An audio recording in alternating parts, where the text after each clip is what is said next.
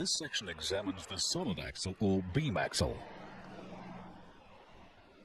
The solid or beam axle provides a simple means of locating and mounting the hub and wheel units. Together with leaf springs, it forms an effective non-independent suspension system. Similarly with coil springs. It is still used in the rear suspension of many front-engine rear-wheel drive cars and light commercial vehicles, and as the front suspension on many heavy commercial vehicles.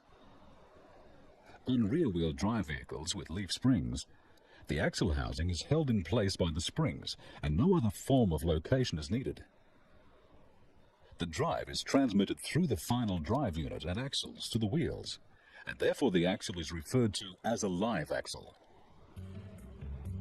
When a vehicle accelerates from rest, the resistance of its mass causes a torque reaction, producing a tendency for the axle housing to rotate in the direction that is opposite to wheel rotation. A similar effect occurs during braking, but with a twisting effect in the direction of wheel rotation. In both cases, this tendency can cause leaf spring wind-up, and the twisting action can interfere with suspension motion. It is usually controlled by mounting the axle housing closer to the fixed shackle point, so that the spring's front section is shorter than the rear section. The short, stiff front section resists twisting,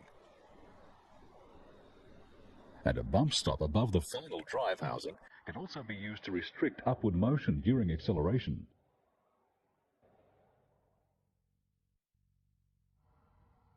On front-wheel drive vehicles, a simple beam axle can be used on the rear with coil spring suspension and control arms for location. This is called a dead axle, since it only supports the vehicle and doesn't transmit any drive. It is also non-independent, as deflection of a wheel on one side of the vehicle will be transferred to the other wheel. This can be reduced by using a U-shaped axle beam with a torsion bar mounted inside it. Trailing arms are welded to the beam to locate the axle longitudinally. A lateral rod prevents lateral movement when cornering, and coil springs provide for suspension. The torsion bar is connected between the left and right wheel units, and deflection of the wheel on one side causes the axle and its torsion bar to twist together. Passenger cars no longer use beam axle front suspension, but it is still common on heavy commercial vehicles and some four-wheel drives.